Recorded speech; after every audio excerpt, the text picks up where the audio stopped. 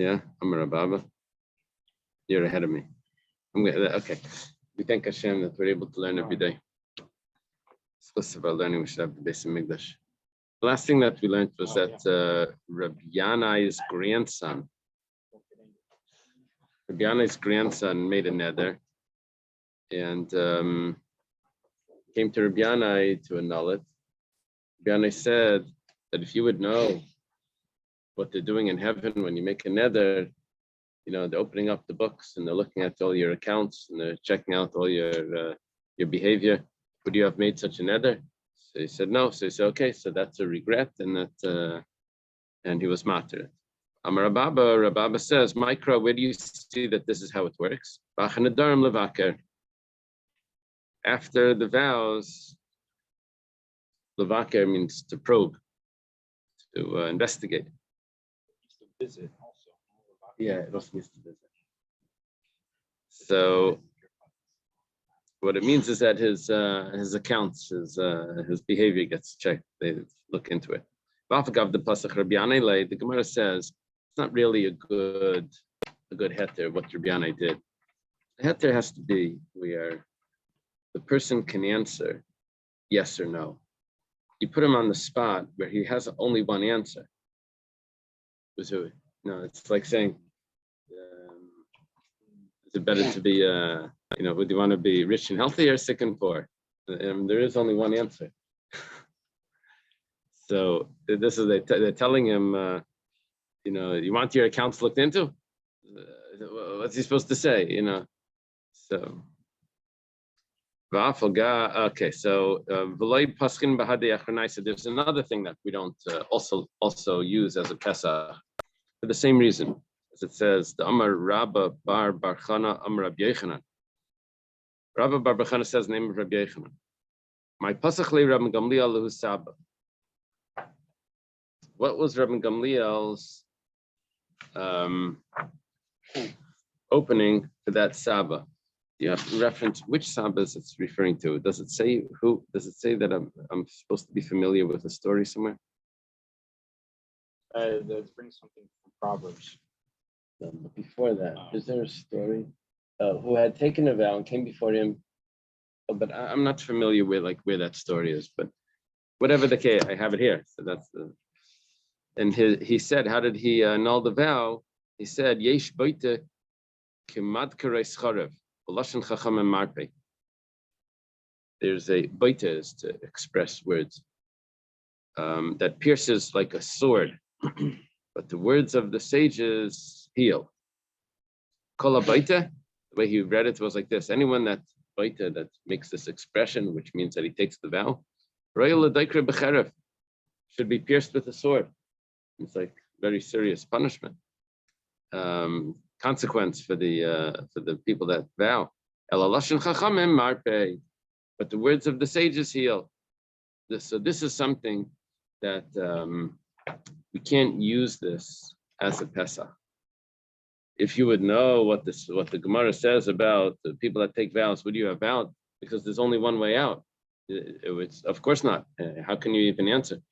But really, it could be that really he wanted to take the vow, but he just doesn't know what to tell the person. You can't say, I was willing to take the vow because it doesn't bother me. That. So wouldn't it be like even knowing that he's going to be audited, if he would still want to do it? But let's say he did want to do it. But he didn't. In this case, it seems like he didn't know that he wasn't going to be audited. But this is like look. People smoke and do all type of unhealthy things. So you tell them, if you would know what this is going to lead to, would he really do it? Of course he's going to say no, but the fact is the whole time he's really enjoying it.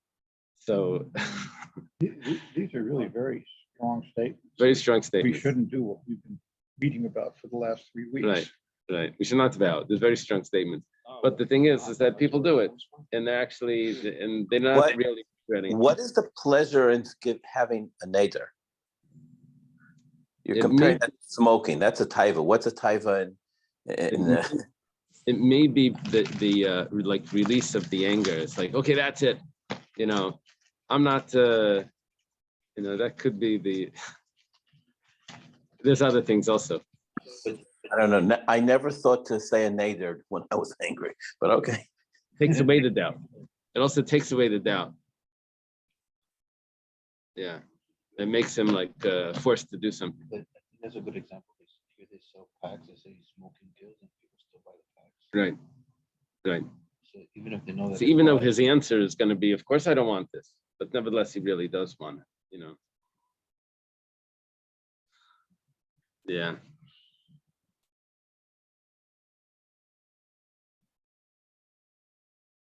Yeah. There's a lot of taivas in the Gemara that we're not familiar with. Like the Zara, like What exactly is the difference between swearing to Hashem or just making a just vow? making a vow. Yeah. Well, One is more stronger than the other. what's the difference between a swear and It an seems oath? like they're An both oath and a vow. Yeah, well, it turns out that the oath has a strictness because it says God will not forgive for that. right. Yeah, we've gone over that. What was that? for the oath to get flowers. Oh, really? And the neder not? I don't know. That's what I have here. in my Oh, yeah. notes. Okay. Now there's another point that we don't use. There's another point that we're not allowed to use as a factor in annulling the vow. If we would ask him, if you realize that this is the consequence of a vow, would you have taken the vow? You can't ask that question because there's only one answer. And that still doesn't tell me that he would have not taken the vow. When you ask him the question, of course, this is what he's going to say, but that doesn't mean that that's what he's really thinking. So, the Tanya, we have a brisa. Reb Nassan Aimer, Hanayda Kilubana Bama. Someone that takes a vow, it's as if he built a altar outside the temple. It's a beautiful Ran here. It's unbelievable Ran. Says like this. He explains it like this. We know that it's a very nice thing to bring a sacrifice. So someone will say, well, it's a nice thing to bring a sacrifice. Let me go bring a sacrifice in my backyard. I said, no, that you're not allowed to do. He says, no, but I'm being even better than the Torah says, but I'm trying to do something even more. So it's the same thing. I know the Torah makes things forbidden. So let me go make more things forbidden. I'll be more in the spirit of the Torah. I'm going to make more things forbidden. We tell them, no, that's like building an altar that the Torah forbids. The private altars, the Torah doesn't allow. You think you're doing something good, but it's really not. Okay. What about someone that fulfills it? It says Vamakaima, and someone that fulfills it, Karban. That's as if he brings a sacrifice on the altar. The Ran now quotes the Yerushalmi. Yerushalmi says, what the Torah forbade is not enough, but you have to add to it more things to make more things forbidden. You see that in the Ran? It's right on in the thin lines. Sefer, Bereisha, Above that. Above Hamakaime, about 5 lines up, 6 lines up. Goes to Yerushalmi. Yeah, El Shat Ishalach Bar Machirim.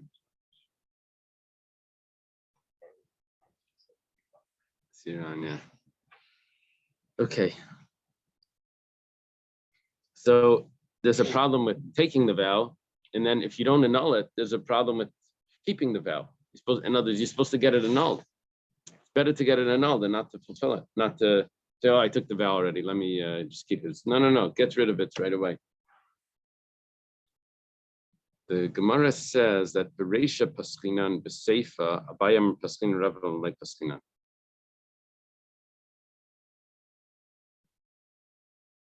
When you tell the person, that when you take a vow, it's as if you built a bama. Would you have taken the vow? Now, the truth is, building the altar is not the big deal. The big deal is bringing the offering on it. So he could say, well, okay, I built an altar. I know I wasn't supposed to. Yeah, okay, it's not so, but it's not so bad. So if you tell him that taking the vow was not a good thing, would you have taken the vow? So he may have actually said that, yeah, he wanted the vow and he took it, and the comparison to building an altar is not so terrible. But the second part, that's as if you brought a sacrifice on that altar, which is the sacrifice outside the temple, that's very serious. That for sure is not going to be acceptable. But Abaya says it is. Rava says that it's not. Even the second part. Rav Kana Masnil Hashmait Badein Rav Kana taught it a little different. He said, Rav Tevumi Masni, that Rav Tevumi taught this, Hachi. The Seifa Le Paschinan. Everyone agrees that the Seifa is for sure no good. Seifa means one that fulfills the vow. It's as if you brought a sacrifice on the altar. That's for sure is not a question that we can ask because there's only one answer to that. But Bereisha, Abayamar Paschinan, Ravam Le Paschinan, regarding the Reisha, which means that anyone that takes a vow, it's as if he built a bama. So that's a machlekes Abaye and Rava. So there's a machlekes here, what the machlekes is. The machlekes is about the Sefer, about the Reisha. The Hilchasa, and the rule is that Le Paschinan, Le Bereisha, Le Besefer, that we don't use any of these in the opening to get out of a vow. You can't say that had you have known that taking a vow is considered like building an altar and fulfilling it is like offering a sacrifice on it, would you have taken the vow? That's not a question that we ask because the answer is of course going to be no. And that doesn't mean that he's really telling us what he really felt because he only has one answer to give. And he has to have the option of saying, he has to be able to consider it. Yesterday we mentioned an example that if the person wasn't aware of the consequences, that would be like an opening. Right. Right. And then in this And case, so here, because we have to give him an option of in front of us what he's going to say, that he could either say yes or no. And we're not giving him that option. We're just telling him like the severity. Had you have known this, would you have? So, but we don't really know what that means. That's my example to the cigarettes. Had you have known the warning on the cigarettes? Would you have smoking? What's he gonna say? Can't tell me that he was accepting that. It must be he did it anyway. Okay. Justice a drop. We also don't use what Shmuel says. Even if he fills the vow, he's called a wicked. In other words, we could have used that. We could have said, had you have known that if you take a vow, you'll be considered wicked, would you have taken the vow? You can't ask that question. I mean, you can ask the question, but you can't use that as to take the answer and say, see, he never wanted the vow. That's not the result of that question. Amar Rabavo. Rabavo says, Mikra, where do we see that someone that takes a vow is considered wicked? Pasuk says, it's talking about not to delay, not to postpone the fulfilling of the vow when someone takes a vow to bring a sacrifice. Pasuk says, if he restrains from vowing, then he won't have a sin. The other verse says, if he delays, he'll have a sin. But if he doesn't vow, then he won't have the sin. B'yalef, chadla. We learn restraint. Chadla means really cease. Right? If you cease from, if you hold back. So it says that word in another pasuk. Ksiv hacha kisechta linda. If you restrain from taking the vow, that's the pasuk that we quoted. I think. Ksiv hasam sham rishayim chadlu raigas in Eov. Eov is over there is talking about how it would have been better if he would never been born, and the grave, and the all of the things. Well, anyway, over there it says over there sham rishayim chadlu raigas. The wicked cease their troubling. What do we see? Word chadlu is associated with the wicked, and the word chadla, sechtal, is associated with the neder. So we compare those two words that in context, we compare it, we say that, someone that vows has associated with himself the word chadla, which is associated with wickedness.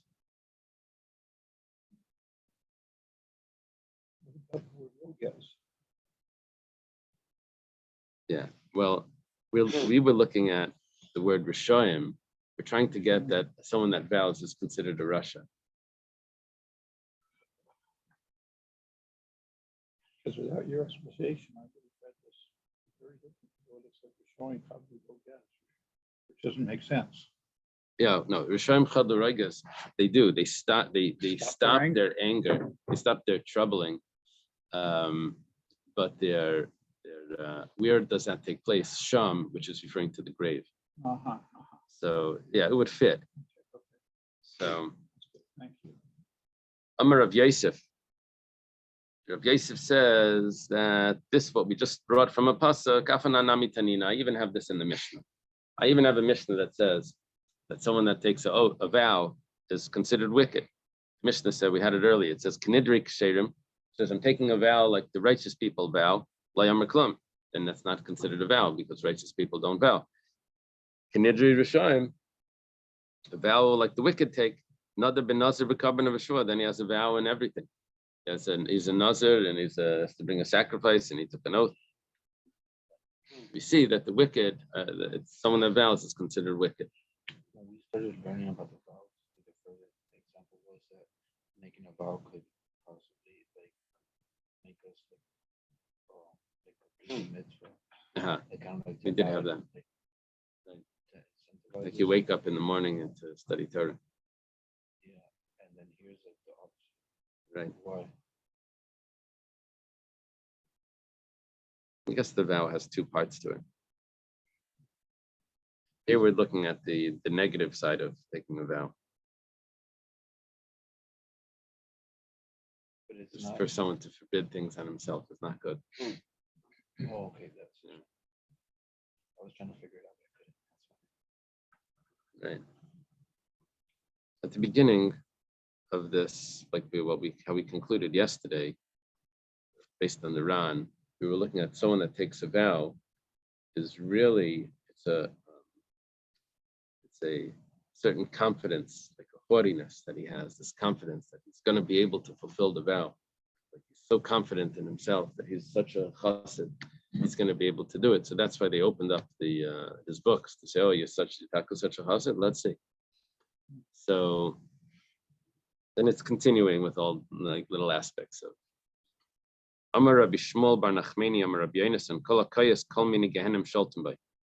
Now we turn to anger. That's why I think that the discussion about Nedarim, like what's the type of a Neder, I think it has to do with anger. I hear. From the context here. Question. I've held out for last half an hour. So, just because you don't see me, don't mean I'm not there. Does it vow require? I feel his presence. I'm not sending you any presents. Does a vow? Yes. It That does does require das. Always. Yeah, where did we have that? We had, Well, if it's yes, then everything is. yeah, requires das.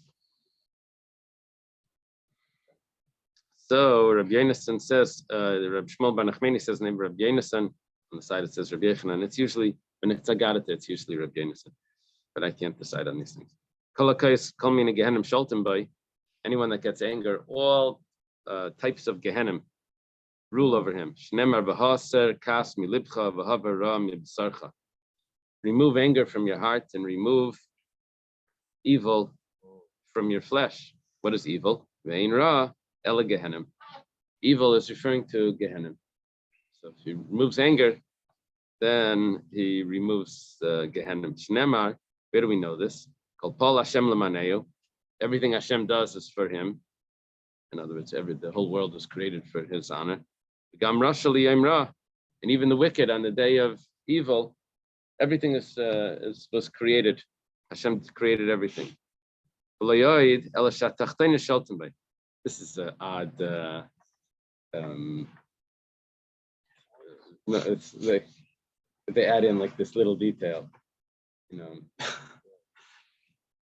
it almost sounds funny because it's gonna get the Gehenim. Gets Gehenim. You know what else? Hemorrhoids. That's like, I mean, Oh. I'm not saying that that's like a nice thing, but just like the weight of from Gehenna to hemorrhoids over here. It was like a little. Oh, I thought Tachtonim, like, you know, Acharayim, you know, the things, the negative forces below. Oh, that's it. Oh, maybe that's a shot. It says Shenemar. It's not what it sounds like from the pasuk. It says over here, "V'nasan Hashem l'cha sham leiv regis v'kilyan einayim v'daven." This is in the Teichacha. The people are going to be sent away in exile, and over there, Hashem will give them a leiv regis. Sounds like an angry heart. V'kilyan einayim, failing eyes, v'daven nafesh, and despair of the soul, the mind. What's something that causes the eyes to fail and causes despair? This is hemorrhoids. What are hemorrhoids? What are Doctor? hemorrhoids? Engorged veins. Your- If you have to ask the question, thank God. The people who have it, I just heard people say it, but I've never known clinically what I it is. often say to people, no, not that I have it, but like if somebody comes back from a while, he asks me, did you miss me? I said, I miss you, like I miss him. You know, nobody who has that wants it. Okay. I don't have it. I don't have it. Not nice, Freddie. What? Not nice to say. It depends who I say it to. I learned from Torah that we must spend like we're supposed to spend like 1/3 of our day like walking, standing, and sitting. Like if we spend more than 1/3. Yeah, sitting, we that have could that. Yeah. We had that in the Gemara. We had that Yeah, in we learned Ksubas. that a few weeks. It was in Ksubas, I think. Well, it wasn't in Wasn't that Nedarim. It was in long ago? Nedarim. Wasn't that long? It was in Nedarim or Ksubas. I don't know where. I learned Well, all the 1/3 time. walking, 1/3 I sitting, think it was in Ksubas. And 1/3 standing. standing, and Sitting walking. all the time. And what was that for? Oh, the If we did more than 1/3 like sitting, that could cause hemorrhoids. hemorrhoids. Uh-huh. I've also heard that anger is like comparable to like idol worship. Right. That's going to come up. It's going to come up over here. There's a lot of idol worship today. Most time. Okay. Ula. Familiar with Ula, right? Ula's the traveler. Went to Bavel, he went back there to Yisrael. Well, the Miski Lard Yisrael, when he was going up there to Yisrael, Islavale Trey B'nei Chuzai, 2 people from, sounds like Mechuzah. B'nei Chuzai, that's the city of Mechuzah. They went along with it. Is it B'nei Chuzai? Is that a certain place or is that a certain job? What does it say in your English? Residents of Huzai. So it's a place. It says these were Jews. Yeah. Okay. Well, apparently, the Gemara leaves out this detail. But Kam Chad Shachte Lachapri, one of them got angry, and he ended up killing his friend. Now Ula's just there as a bystander, but he shachted him. Amalei Ula tells to Ula, Yosavdi, did I do well? I don't know what he means by that question. Like, was that a good punch, or was that like what did he? What did he mean? I'm not. Amalei Ula says, you did well. Parale based shchita. It could be the Gemara. There's a version on the side. Leich parale based shchita. He didn't cut his throat enough. He should have cut more. Well, why did Ula say that? He's probably afraid that if he's going to say something that the guy doesn't like, you're right. He's next. So Kiasal Kami de Rabbi Yochanan, he comes to Rabbi Yochanan. Amalei Dilma Chas V'Shalom Machziki Yedei Yover Avera. Maybe I was supporting the sinners. I gave him encouragement. Consultant. Amalei, so Rabbi Yochanan says, Nafshach Itzalta. No, you saved your life. Good, you didn't insult him. Well, come Tama Rabbi Yochanan. Rabbi Yochanan is a little surprised. Now, Rabbi Yochanan was the one that just told Ula that what you did was correct, but he's surprised about something else. He says, "Ksiv v'nasan Hashem l'cha sham." Over there, when you're in exile, leiv regas, is it regas or ragas? Hashem will give you this angry heart. The Bavel ksiv ragas. That's talking about in Bavel, not in Eretz Yisrael. So Ula responds, "Amalei hu shaita." When that murder took place, we were not over the Jordan yet. We're still on the other side of the story is very similar to Rabba and Reb Zera. If you recall the Rebbe's Sikha, the Kam Rabba Veshachte, the terminology that the Rebbe uses about Kam, and instead of Katle, it's a Shachte. Here it's the same words. Yeah. He uses the word kam and he uses the word shachte. He doesn't use the word bekatla. Kam, the Rebbe says that he elevated him, he uplifted him. Right. They use the same language here. It's quite interesting. Yeah. So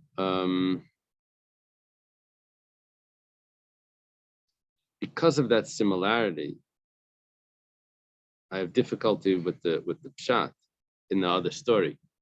Because this does not seem like there was any sort of raising him to a higher level. You know, this looks like it was this was anger. This was not good.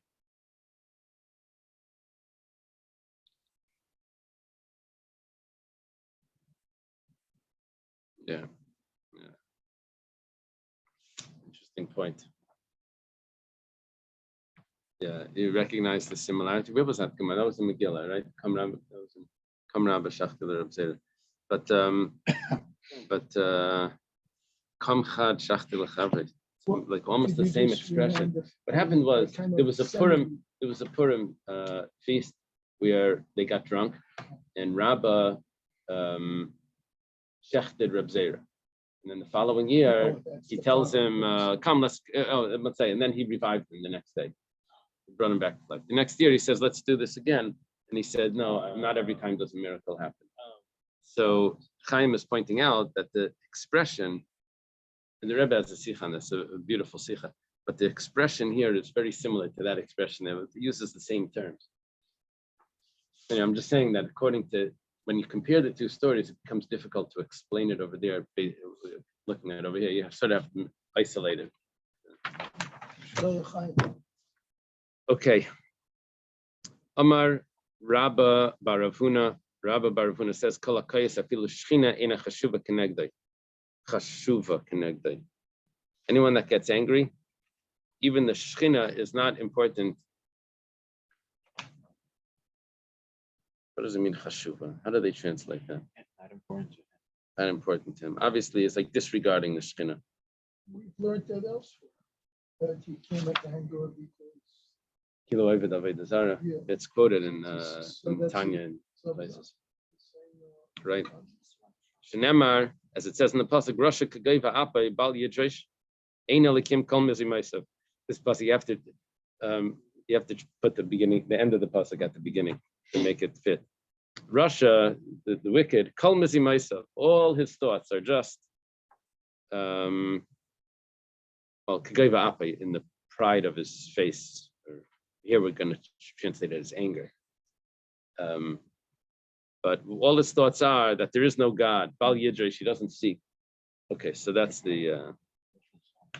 from Psalms 10, right? So, Psalm 10. Okay. Well, it's 10:4, which is BTS. Oh, okay. As it triggers. So Rabbi Yirmiyah Midifti, Amar, Rabbi Yirmiyah Midifti says when someone gets angry, Mishachach Talmudai, Mishakeach, that's the word, Mishakeach Talmudai, Maisiv Tipshus. He forgets his learning and he increases his foolishness. Shenemar, Hikas Bechek Silim Yanuach. It says that anger in the chest of the fools rests. Okay, Uksiv, Uksil Yifrei Shavelas. The fool, he opens up his foolishness with broadcast. Uh-huh. They're trying Why are to you looking at me? they're trying to talk about somebody. The broadcast is foolishness. Okay. What do we see over here? That he forgets. Talk radio. He forgets his. Broadcast. He forgets his learning, and he also increases. So the yifresh over here means like he spreads it out, like he increases. Rav Nachman bar Yitzchak Rabbi Yedua Shavainesav Meruben Mizchu Yosef. When it gets angry, it's clear that he has more sins than merits. Shneimar Bal Chema Rav Pesha. Someone that's has anger has he increases sin. Yeah. Amar Rav Ada bar Rabbi Chanina. Rav Ada bar Rabbi Chanina says, "El Malay Leichatu Yisrael." If not for the Jews sinning, they wouldn't have need all the prophecies. All the prophecies are like, oh, if you don't get rid of the idols and this, and how long are you going to do this? And so all the books of the prophets were because we sinned. If we didn't sin, we would just need the Torah and the book of Yeshua, which tells us how to divide the land. The rest of it is telling us lessons on not to sin. Wait, they're talking about Ego Azov? Which? All the sins throughout the days of the prophets was all because it's all because of sins. All the prophets were written about not to sin. The book of Yeshua is the measurements of Eretz Yisrael. My time, what's the reason? Rav Kas. The increase of wisdom is the increase of anger. That's anger from Hashem. So what's going on over here? The Ram says with the increase of the prophets, that means that Hashem was angry with the Jewish people. How did we get all of those prophecies? Because of Hashem's anger with the Jewish people. This is like a double-edged sword. There's two. There's two sides to this. There's two sides to this. To this. It's making it look like, oh, look at how much Torah we got. On the other hand, it's saying, no, it's the problem. Oh, it's a result of. As a result of the sins, we got right. You had to repeat first grade. Wouldn't it 5 Yeah, times? also be like this world because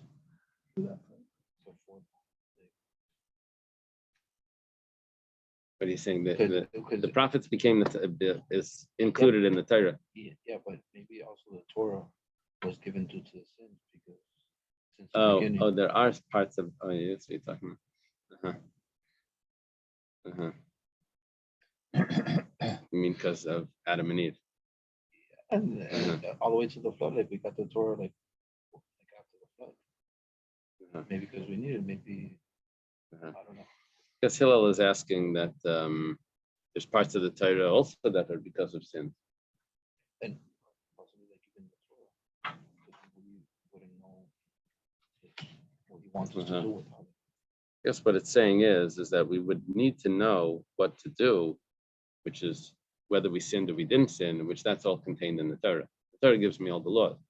And I would need to know that, whether we sinned or not. The prophets, I wouldn't have needed if we didn't sin. Okay. What does vexation mean? Vexation? Because they use that word, we don't use that word. What is vexation? It means anger? That's what I'm asking. Release anger? It's a biblical for word. much wisdom is much fixation. We're like cursing. Uh-huh. To vex somebody is to do some problems. I don't know. So don't vex me. I mean, I wonder what's going on. It's not a common word. Next on. What's the vexonomy? The state of being annoyed, Frustrated. Frustrated. Okay. Worried. Jenny bit her lip in vexation. That's the example. Jenny bit her lip in vexation. Helps a lot. Something that causes annoyance. You have to know, Jim. Okay. What happens in the yeshiva is, in the yeshiva we teach the bachrim to learn from the original. So we don't let them use the English. Every once in a while they sneak the English in, and then they ask me, "What is this word?"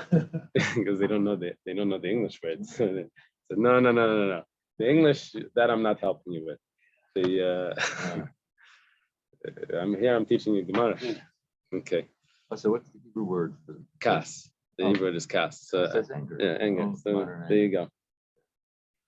Amar Abasi. Abasi says, "Ein niskaken leLekei Yisrael chutz mikayin mishti nenesli shaganva es kisi v'shikse es banai nidl shleganva shlehi katu." Okay, we turn a little bit over here. We turn topics. Rabasi says that if someone takes an oath, and he says in it, "Le'elokei Yisrael," the God of Israel, takes a vow to the God of Israel, so then we can't annul such a vow. Unless the vow was where someone says, "My wife cannot have benefit from me because she stole my goblet and she hit my son." And it turned out that it wasn't true. She actually didn't steal and she didn't hit. So then we can annul a vow like that. Yeah, no. Calls for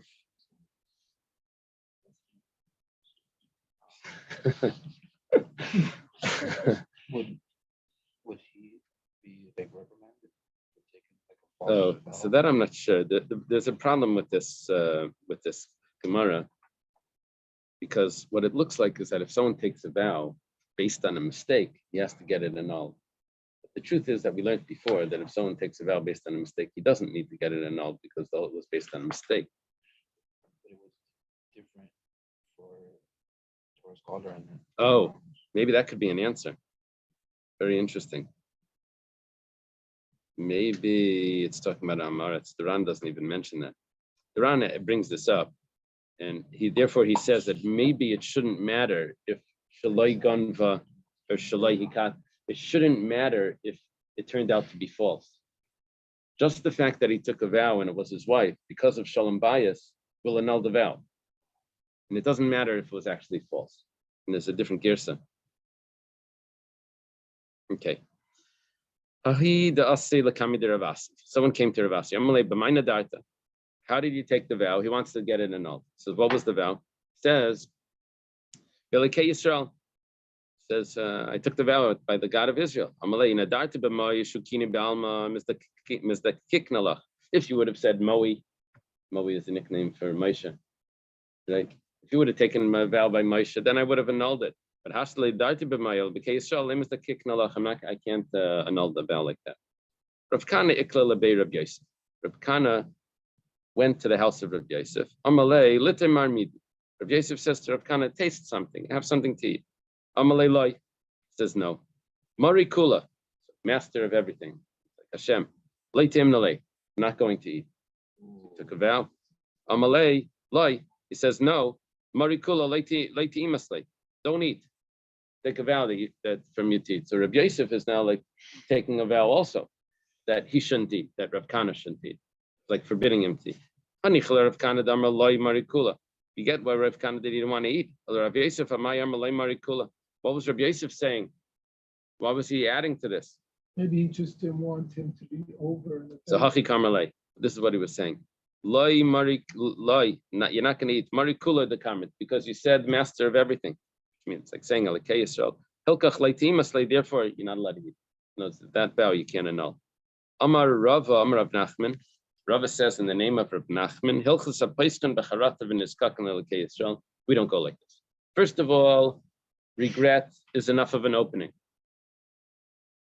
Remember we said ein paiskan b'charata. Turns out that you can use regret. The person says he regrets it, that's enough. He doesn't have to find out exactly the detail why he regrets it. Or maybe what it means over here was that according to that other pshat, that you're allowed to go to the person. You're allowed to go to the person and tell him to annul it. Right? And also we can annul a vow that says Alekei Yisrael, where he said he takes a vow to the God of Israel. We have Gemaras like this.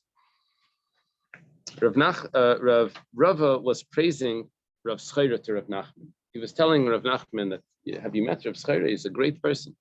So Amar Lai, Rav Nachman says to Rava, when he comes around, bring him over here. I'd like to meet him. Havali Nidra Lemishra. Well, Rav Schreira is coming to Rav Nachman. He has a vow that he wants to annul. He's going to Rav Nachman. He'll annul it. Also, coming to Rav Nachman. Comes to Rav Nachman. Amalei, the Darta Daita Dahachi. So Rav Nachman tries to find a way out of the vow. It's called the Pesach. Wants to find an opening for the vow. So he says, had you have known at the time of the vow this and this detail, would you have taken the vow? Amalayin, he says, yeah, I would have taken the vow anyway. Adaita Dahachi, what about this? Had you had known this, would you have taken the vow? In, he says, yeah, I would have taken the vow. Kamazimnan, this went on for a bunch of times. Rav Schreira was like not getting the hint. So Ikbid Rav Nachman gets angry. He says, Amalei Zil Kilach. Says, go back to your tent. Go back to your Kilach could mean cellar? Tent? I don't know. What does it say over there? A porch. Okay. This sounds kind of retroactive, because it looks like the same wordings that Rabbi Akiva used.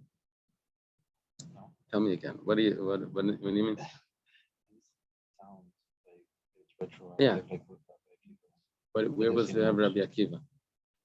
With his father-in-law. Oh, okay. Okay, yeah. But that's going to be discussed tomorrow. That the new circumstances and that type of thing. Okay. Nafak Rav Schreira. Rav Schreira went out, Pasach Piskal and Afshay, and he found an opening for himself. You ready? It goes like this. It says, Rebbe, what's the path that a person should choose for himself? Something that's beautiful for the one that does it and beautiful to other people. Hashtadik with Rav Nachman. Now that Rav Nachman got angry, I never would have taken a vow if I would have known Rav Nachman was going to get angry when I tried to annul it. And